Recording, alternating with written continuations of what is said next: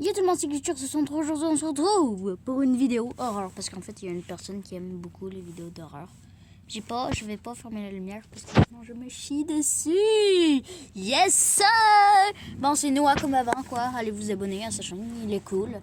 Noah comme avant parce que sinon en fait c'est comme voilà quoi. Ce documentaire qu'on prépare depuis plusieurs mois risque d'être particulièrement choquant. Alors je vous préviens, âme sensible, s'abstenir. Pour ceux qui ne savent pas, depuis quelques temps sur cette chaîne, je poste des documentaires dans lesquels on explore ce qu'on appelle la Fondation SCP. La Fondation SCP c'est quoi? C'est un énorme complet. Une seconde, je dois sortir de cette chambre parce que je flippe en ce moment, parce que lit dessous. Dans lequel on enferme ce qu'on appelle des créatures SCP. SCP pour Secure, Contain, Protect. En gros, ce sont des créatures, des objets et n'importe Non, attendez, je dois que, désolé là. Les amis, aujourd'hui, maintenant c'est Glitchette et voilà, on est dans l'ambiance là, pis tout. Hello, ah merde, je me suis fait tuer dans mon parce que là en même temps, je joue à ça là. Je joue à T10, regardez, là c'est comme ouais, on regarde bien. Voilà, on continue. expliqué. On les désigne alors comme étant des SCP, on y ajoute un tiret pour le classifier. Jusqu'ici, ça va? Vous me suivez? Par exemple, un SCP, c'est ce genre de truc. C'est un peu bizarre, n'est-ce pas? Et c'est ce genre de truc-là qu'on va explorer jusqu'au moindre détail dans cet énorme documentaire. Aujourd'hui, on compte 5 classes différentes de SCP. La classe sûre, qui désigne des anomalies assez bien comprises pour être confinées sans risque permanent. La classe Euclide, pour les anomalies comprises ou imprévisibles et capables de rompre leur confinement à tout moment. La classe Cater, l'une des classes qu'on a le plus vues dans ces documentaires, pour les créatures et les choses qui sont impossibles à confiner efficacement sur le long terme. Une autre classe qu'on n'a pas trop vue dans ces documentaires, c'est la classe Thomiel, une classe qui désigne uniquement des anomalies utiles à la Fondation. Et enfin, nous avons la classe Apollyon, une classe qu'on n'a pas encore vue du tout dans ces documentaires, mais qu'on va regarder dans celui-ci un peu plus tard. Ce sont des anomalies qui, tôt ou tard, vont briser le confinement et qui pourraient détruire notre monde actuel. C'est genre les big boss de la Fondation SCP, tu vois, c'est les trucs où t'espères que c'est vraiment une légende. T'espères vraiment pas que c'est réel, tu vois. Bref, comme toutes ces vidéos documentaires, celle-ci est construite sous forme d'iceberg. Plus l'on va descendre dans l'iceberg, plus les SCP qu'on va traiter seront sombres et mystérieux. Accroche-toi et sache qu'évidemment, à n'importe quel moment de la vidéo, tu peux passer au prochain SCP si l'un des SCP qu'on regarde ne t'intéresse pas. Et je te conseille de pas regarder les derniers SCP qu'on va traiter dans cette vidéo. Bref, c'est parti. Commençons tout en haut de l'iceberg. SCP 1382. Ce SCP a un nom un peu bizarre. Il s'appelle Sauver nos âmes. Je vous laisse voir ce qui s'est passé la première fois qu'on a découvert ce SCP. Et pourquoi t'as aucune envie de le croiser.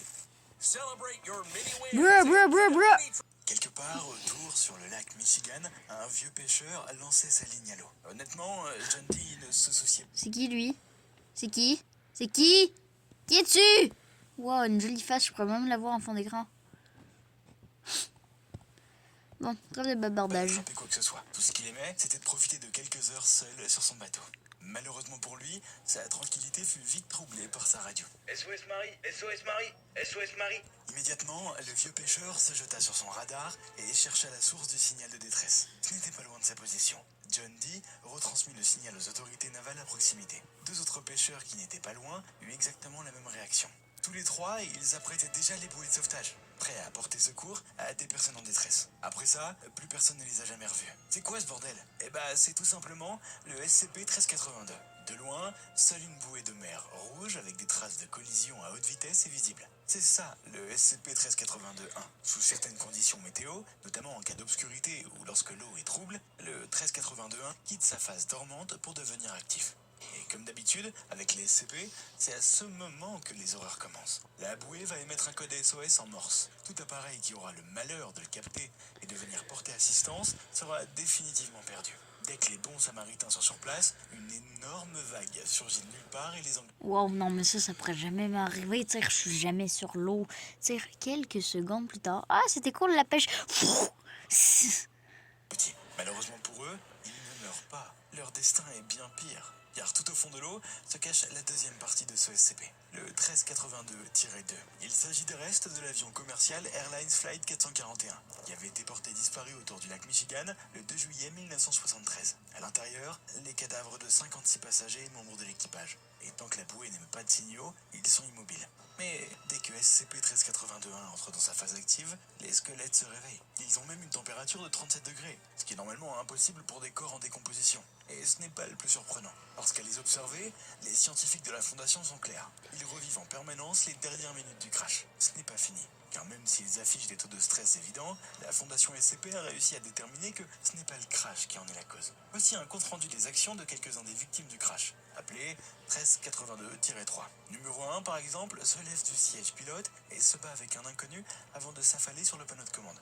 Numéro 9, quant à lui, tombe à genoux et supplie une entité invisible. Le numéro 12 enfonce son doigt dans l'œil du numéro 13 qui semble crier. Le numéro 18 tente de manger la main gauche du numéro 19 et il réussit à avaler des bouts de doigts, tandis que le numéro 20 l'agresse. Le 22, le 23 et le 24 font des gestes vers les fenêtres passagers gauche, ce qui laisse à penser qu'il y avait quelque chose sur ou plus ou moins près de l'aile. Le 44 et le 45 maîtrisent les sujets 46 et 47, respectivement âgés de 8 et 6 ans, et ils commencent à les dévorer. Après vérification, 44 et 45 sont bien les parents de 46 et 47. Vous trouvez ça gore? Vous vous souvenez de nos trois braves pêcheurs du début? Tenez-vous bien, ils ont remplacé les SCP 1382, 353, 54 et 55. Ils ont pris leur place dans l'avion, tandis que les passagers originaux, eux, se sont volatilisés. Leurs corps sont dans des états de décomposition différents des autres. Parmi tous les corps présents, seul un essaye des choses différentes à chaque fois. Le numéro 56, formellement identifié comme les restes de l'agent 49581, envoyé en exploration après la disparition des pêcheurs, contrairement aux autres, il sait ce qu'il se passe lors de la phase active. Il a déjà essayé de communiquer avec les autres. Rien. L'agent 49581 a aussi tenté de sortir par plusieurs moyens différents de l'avion.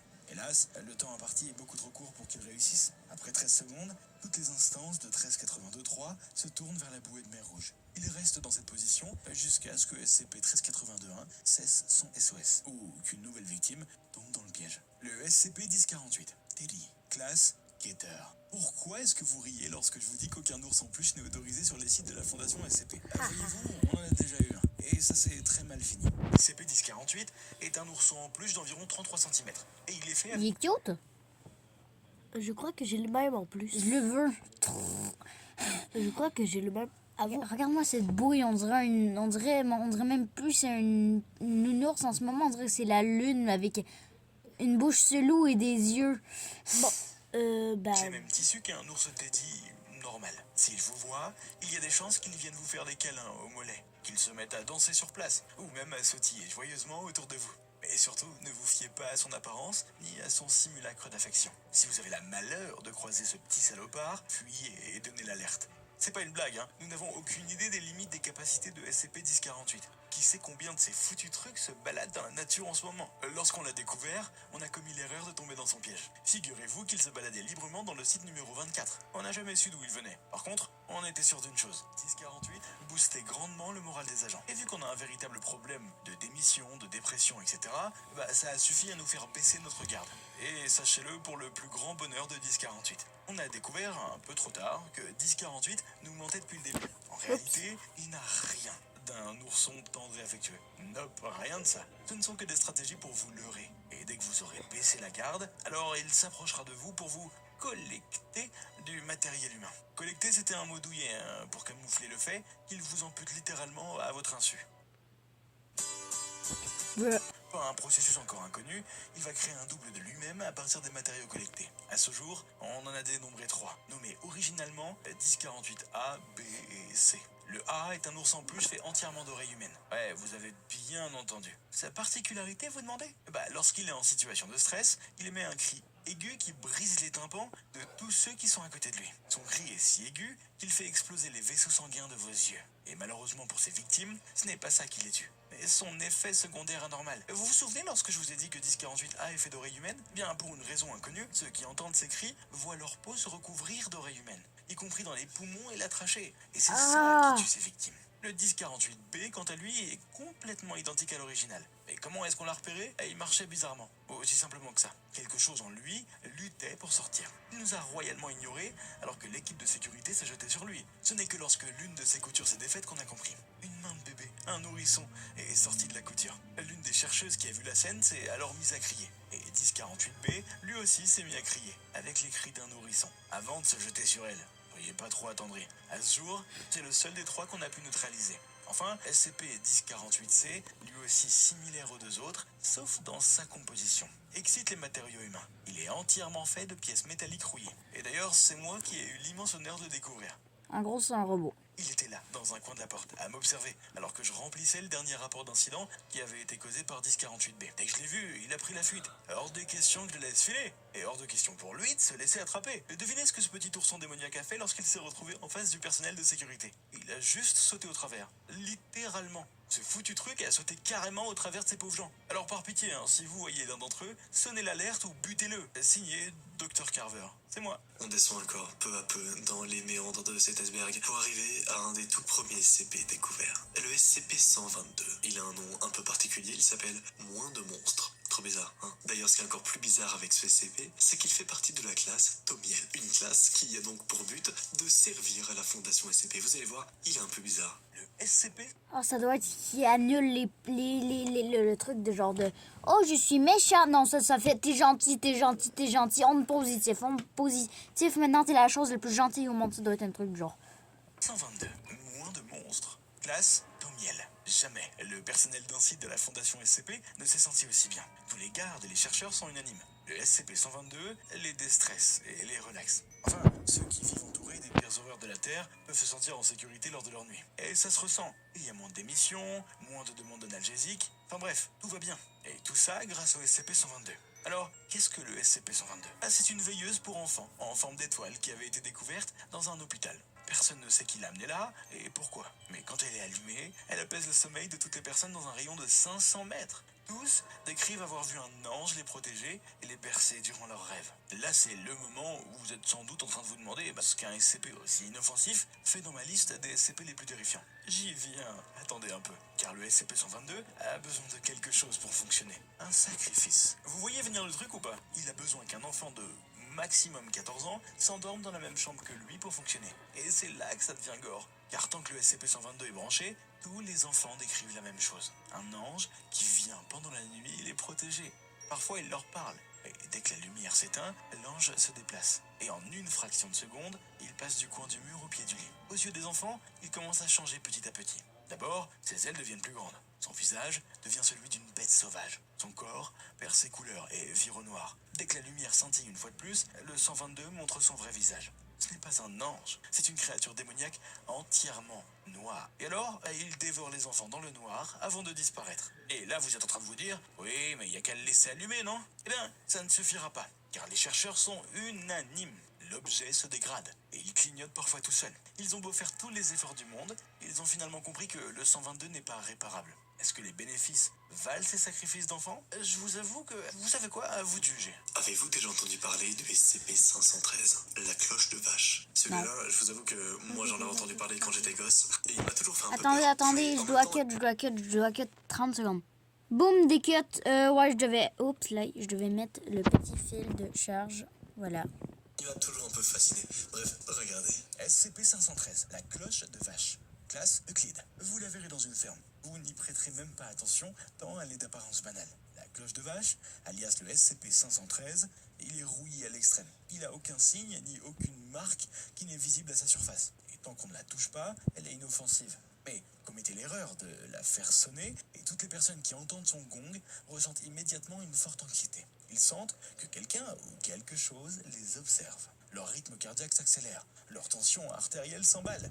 1 heure après avoir entendu le son de la cloche, les premières visions commencent. Au détour d'un coin, lorsqu'ils ferment la porte, se regardent dans un miroir ou tournent la tête, les victimes peuvent l'apercevoir. Au début, ils ne le voient pas clairement, seulement une trace noire fuyante. Mais toutes les 14 à 237 minutes, il apparaît. Mais c'est lorsque ses proies sont endormies qu'il devient le plus dangereux. Le 513-1, un humanoïde émacié avec des mains anormalement longues, est vraiment dangereux. Durant leur sommeil, il se jette sur ses victimes et les griffe sauvagement. Impossible pour les victimes de fermer les yeux quelques secondes, sous peine de se réveiller dans une flaque de sang. Elles ne le savent pas encore, mais c'est le début d'une très longue agonie. Incapable de Ils ne savent pas. Tu ne le sais pas encore, mais tu es déjà mort.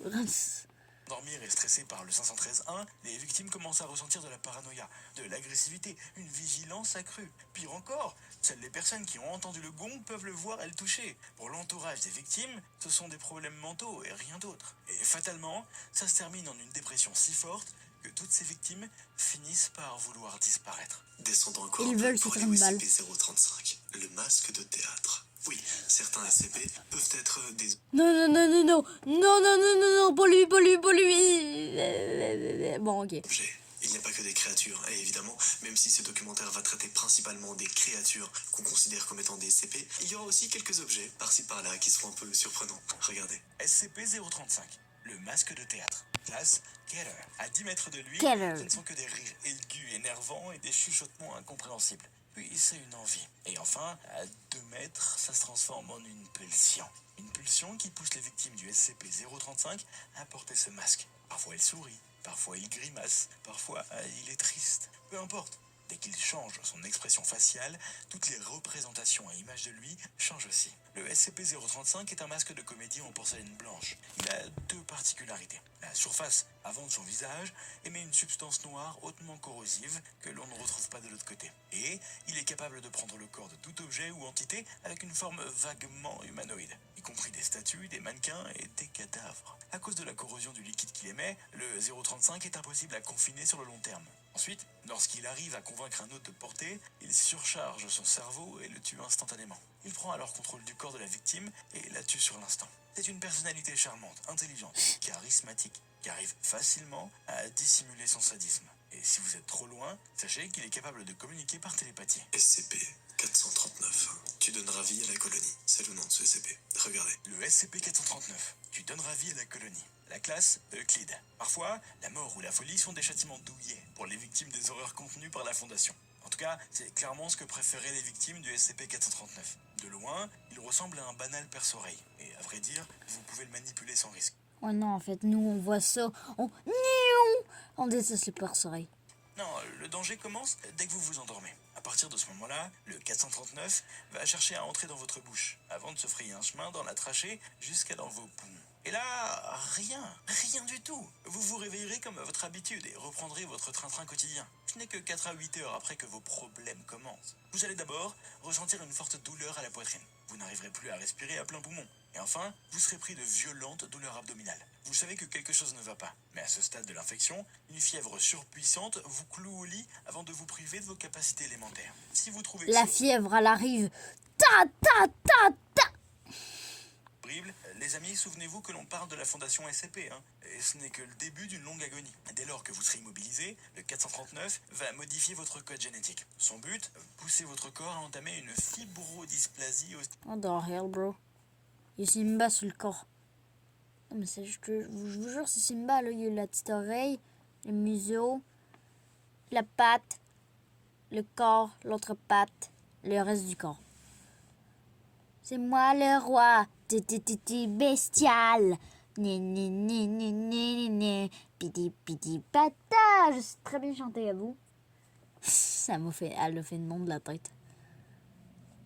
progressive. Vous connaissez certainement cette maladie sous le doux nom de maladie de l'homme de pierre. Pour ceux qui ne la connaissent pas, c'est une maladie extrêmement douloureuse qui pousse votre corps à transformer vos muscles en os. Déjà que pour des personnes atteintes de cette maladie, la douleur est constante, ici c'est encore pire. Car le 439 n'a pas beaucoup de temps à attendre. Il vous crée de nouveaux os à la minute. Sans surprise, vos nouveaux os transpercent votre peau, avec en bonus une douleur insupportable. Pour une raison inconnue, l'hôte du 439, vous, cherchera à se cacher dans un endroit clos et sans lumière. La douleur sera telle que l'hôte cesse totalement de bouger, avant de se recroqueviller en position fétale. À partir de ce moment, il deviendra méconnaissable. Certaines portions de son squelette vont disparaître, d'autres vont s'arrondir pour se transformer en une énorme ruche d'insectes. Ouais, vous avez bien lu. Vous êtes la nouvelle ruche de cet insecte. À l'intérieur de vos organes, le 439 va organiser son royaume et pondre entre 20 et 30 000 œufs. Parfois, ce royaume d'indésirables va consommer certains de vos organes et certaines parties de votre cerveau. Mais ils ne vous tueront jamais. Vous serez conscient, du début à la fin. Vous ressentez tout. Après 4 à 6 mois, une nouvelle reine va émerger de la colonie et ira se reproduire avec un autre mâle. Mais ce n'est qu'à ce moment-là que la colonie meurt de faim, faute de reine. Mais, vous, l'hôte, n'aurez pas cette chance. Même après la mort de la colonie, vous serez encore vivant, agonisant et conscient pendant très longtemps. SCP-610, la chair qui déteste. Classe Keter, autour du lac Comment c'est la chair qui déteste? Genre la chair, elle te déteste ou... wow. En Sibérie, une soudaine acné peut vous valoir d'être éliminé par la Fondation et le gouvernement russe. Ils préfèrent ne pas prendre de risques, car c'est le domaine de chasse de SCP-610. Le 610 est une maladie de la peau contagieuse qui se transmet par contact physique et via des spores. Honnêtement, vous pouvez facilement confondre les premiers stades avec une banale acné ou une allergie. Éruption cutanée, démangeaisons, sensibilité accrue de la peau. Au départ, les symptômes sont assez bénins. 3 heures après le début de l'infection, des imperfections apparaîtront sur votre corps. Votre torse sera le premier touché, puis vos bras et vos jambes. Au bout de 5 heures, vous ne serez qu'un amas de cicatrices béantes. À ce stade, il ne faut pas longtemps pour que vos fonctions vitales s'arrêtent. Pendant 3 minutes, vous serez mort. Puis, vous allez renaître. Ou plutôt, vos cicatrices vont renaître. Chacune d'entre elles va se mettre à évoluer au hasard. Tantôt, des bras pousseront. Tantôt des pieds, tantôt des têtes difformes au visage sans traits. Votre cœur, lui, va se mettre à battre 7 fois plus vite que la normale. En réalité, c'est tout votre corps qui va fonctionner à la vitesse 7. N'allez pas croire que les animaux sont épargnés. Même votre chat aussi va y passer. Une fois que tout un village sort... Non, mais nous, en fait, nous, ça serait incroyable. Nous, on serait genre, checké, j'ai un troisième bras dans le dos. Ouah! Ben, genre, moi, j'ai déjà ça, check. Genre, attends, check. Non, t'as pas ça, t'as pas... Non, c'est juste des petits boutons. Ben, Oui, ben, on n'est pas dans... J'ai oublié c'est quoi. Ah,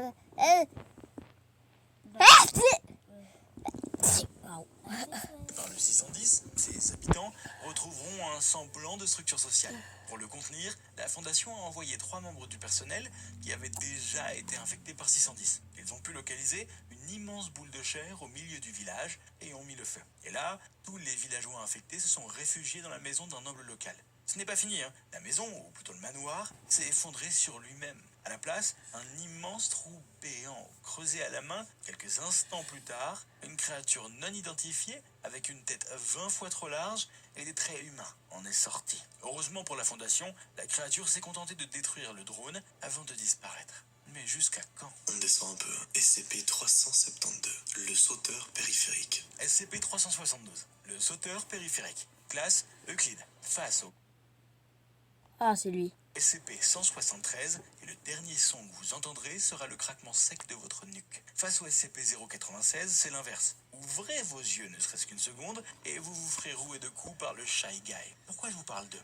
Parce que le SCP que l'on s'apprête à voir peut aussi vous tuer si vous ouvrez vos yeux au mauvais moment. Le 372, alias le sauteur périphérique, même aujourd'hui, il est impossible de savoir à quelle espèce il appartient. Ce que l'on sait de lui, c'est qu'il mesure environ 2 mètres, pour presque 45 kilos. Son corps n'a pas de bras, malgré le fait qu'il ait une tête d'humanoïde. Il a 8 paires de pattes étroites, parsémant tout son corps. Clairement, ce n'est pas une bête qui gagnerait un concours de beauté. Mais c'est pas ça le plus effrayant. Le 372 a une vilaine manie, se cacher dans les angles morts de votre vision. Le 372 est si rapide et agile qu'il bouge tellement vite que vos yeux n'arrivent pas à détecter ses mouvements. N'essayez pas de le piéger du regard. Sa tête est équipée d'un organe sensoriel capable de détecter les impulsions électriques du cerveau humain. Autrement dit, dès l'instant où vous pensez à déplacer votre regard, il le sait déjà. La plupart du temps, il est docile et inoffensif, tant qu'il est nourri.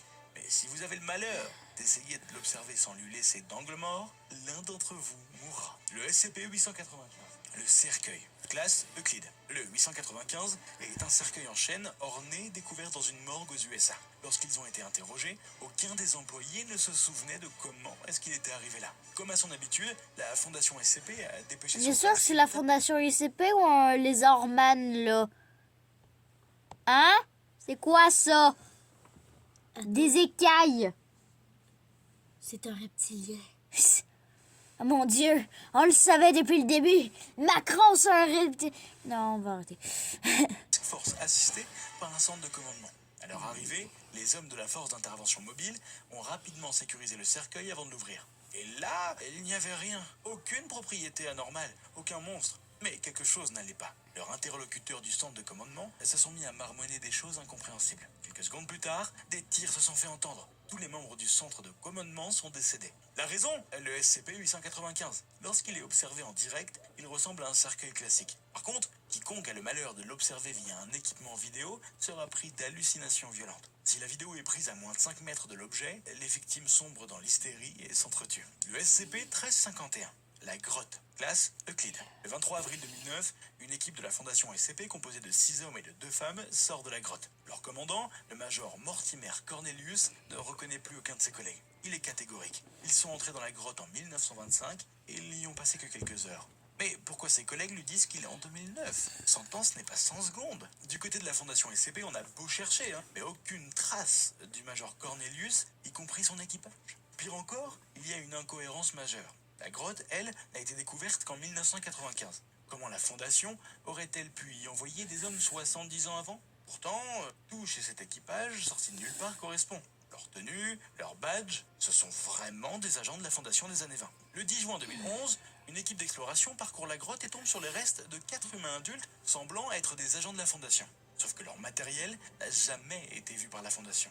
D'après les estimations les plus optimistes, les technologies employées ne seront pas disponibles avant les années 2030. À ce stade, vous avez déjà compris à peu près ce que c'était que ce SCP. Le 1351 est une grotte située dans le parc national de Mammoth Cave, dans l'état du Kentucky. Première bizarrerie, la seule entrée connue est un dôme situé à 125 mètres sous terre. Sauf qu'à l'intérieur, il fait 750 mètres de haut, ce qui aurait dû faire qu'il dépasse du sol. Ensuite, toute la grotte n'est constituée que d'une seule surface, le sol, et d'un élément délimitant, le mur. Au fil des kilomètres, le mur gauche devient le mur droit, et inversement. Le plafond devient le sol, et le sol devient le plafond. Le haut devient le bas, et le bas devient le haut. Même la gravité et le temps n'existent pas dans cette grotte. Le SCP-002, la salle à manger, classe Euclide. Le SCP-002 a été découvert dans une météorite extraterrestre, au Portugal. Il doit rester connecté à une alimentation électrique en permanence, ce qui le met dans un état de sommeil. De l'extérieur, le SCP-002 est une grosse boule de chair charnue ressemblant à une tumeur. On estime qu'elle fait à peu près 60 mètres cubes, bien que cela fasse débat. Sur l'un des côtés, il y a une valve en fer. Tant que vous ne la franchissez pas, vous êtes en sécurité. Et dès que vous le faites, vous êtes officiellement considéré comme perdu. L'intérieur du 002 ressemble à un appartement à loyer modéré, avec une fenêtre sur le côté. Premier paradoxe, il n'y a aucune fenêtre visible à l'extérieur. Deuxième paradoxe, le mobilier. Au départ, la pièce était vide. Et à chaque fois que des humains y entraient, de nouveaux meubles apparaissaient. Un canapé, une lampe de chevet, un tapis, une télé. Vous voyez le truc venir ou pas? Pour vérifier ce à quoi vous pensez, la Fondation a envoyé de valeureux classes D prélever des échantillons. Puis elle les a analysés. Et la stupeur, les meubles sont faits de tissus humains. Grâce à leur ADN, on a pu établir une correspondance entre les personnes disparues et l'ADN des meubles. Alors on pourrait se dire que le meilleur moyen d'arrêter ce SCP est de ne pas y entrer. Mais pas si sûr. Le SCP-002 possède une arme secrète. Il est capable de pousser les gens à une certaine distance, d'entrer en lui, obligatoirement. SCP-106, le caporal Lawrence, classe Keter. Toute réduction de l'activité ou l'augmentation... Ah là là. Ah là là. Le vieux monsieur. C'est comme ça que je l'appelle moi. Alors je vais vous l'expliquer, ok? Alors en gros c'est un très vieux monsieur noir qui peut créer des portails. de la coopération des SCP-06 doit être considérée comme suspecte. SCP-106 est et sera toujours hostile. Ne vous fiez pas à son apparence d'être humain âgé. Les balles, le feu, le froid n'ont aucun effet sur lui. N'essayez pas de le combattre, ne vous approchez même pas de lui. Le 106 est un humanoïde âgé, dans un stade de décomposition avancée, et qui n'a qu'une seule passion, torturer ses victimes pour l'éternité. Il a une passion dévorante pour les hommes de 10 à 25 ans, et il peut traverser tous les matériaux. En plus d'être résistant et sadique, le 106 a un autre atout qui le rend particulièrement dangereux, sa dimension de poche. Dès qu'il touche une surface, il peut entrer dans une dimension où il a le contrôle sur le temps. Non mais c'est un mec de Jujutsu Kaisen. Il arrive. Yo Kitenkai. Piou. La play hop là qui est dans cette dimension de poche, qui peut faire ce que tu veux. Il peut faire ce que tu veux là. Voilà. Et espace. Il n'a qu'une seule faiblesse connue à ce jour, le plomb. Lorsque sa cellule en est recouverte, il a des difficultés à traverser les murs. C'est déjà ça. Ce qui est terrifiant, c'est que le 106 ne chasse pas par famine. Non, en réalité, sa seule motivation, c'est de faire souffrir les gens. Dès qu'il s'évade, un classe D de 10 à 25 ans est placé dans sa cellule. On lui brise les fémurs, les tendons, et on le laisse comme appât. L'objectif, il faut qu'il crie le plus fort possible. Le 106 revient alors à chaque fois pour le capturer, et on n'a qu'à boucler sa cellule. Tant pis pour sa malheureuse victime. Le SCP-2086, le bus mangeur d'hommes. Classe Keter. Vous rentrez d'une soirée alcoolisée avec une bande d'amis. Comme d'habitude, vous attendez à l'arrêt de bus. Un bus vient de passer. Alors, vous savez que vous allez devoir attendre au moins 30 minutes pour le prochain. Et ce soir, vous êtes chanceux. Un autre bus se présente en moins de 5 minutes. Il est vide, propre, il n'y a pas de lascar ni de personne louche. Alors, vous montez. Et en plus, il suit votre ligne. Le chauffeur n'est pas très bavard. Depuis les places arrière, vos amis le titillent sur les dernières actus football. Il ne vous répond pas et continue de faire son travail. Peut-être qu'il a eu une dure journée. Le bus continue sa tournée. De plus en plus de personnes montent dans le bus et chacune a les yeux collés sur son téléphone. Ça y est, vous voyez votre arrêt. Vous appuyez sur le bouton stop, le chauffeur vous ignore. Vous réappuyez en lui demandant de s'arrêter, il vous ignore et accélère davantage. Vos amis s'énervent, se rapprochent de lui et tous les passagers du bus se mettent à vous observer. D'un coup, un cri d'horreur. Votre ami, parti parler au chauffeur, hurle de terreur. Devant lui, les orbites larges et desséchées, ce qui n'est clairement pas le chauffeur le regardant. C'est la panique dans le bus. Tous les passagers se ruent sur les portes et frappent les vitres. Pendant ce temps, le bus s'accélère. Et puis, plus rien. Vous ne sentez plus rien. Et votre dernier souvenir, c'est le bruit de votre tête qui heurte le plancher. Sans le savoir, ce soir-là, vous n'avez pas pris un bus normal. Vous avez pris le SCP 2086. Le 2086 est une espèce d'arthropode ressemblant à s'y méprendre à des véhicules de transport en commun. Lorsqu'ils sont en chasse, les 2086 imitent parfaitement des bus de transport. Par contre, une étude plus poussée révèle que l'acier, le bois, le plastique et même le verre, à l'intérieur, sont en fait de la chitine. Ils suivent des itinéraires presque identiques à ceux des bus normaux. Et à chaque arrêt de bus, ils embarquent de nouveaux passagers jusqu'à en avoir suffisamment. Et c'est à ce moment précis que le 2086 manifeste son comportement anormal. Les conduits d'aération du pseudobus relâchent du chloroforme pour endormir leurs victimes. Puis, le toit du bus se transforme en aile et les roues en d'immenses pattes noires. Dès qu'il est dans un coin sombre et reculé, le 2086 s'envole pour rejoindre son nid.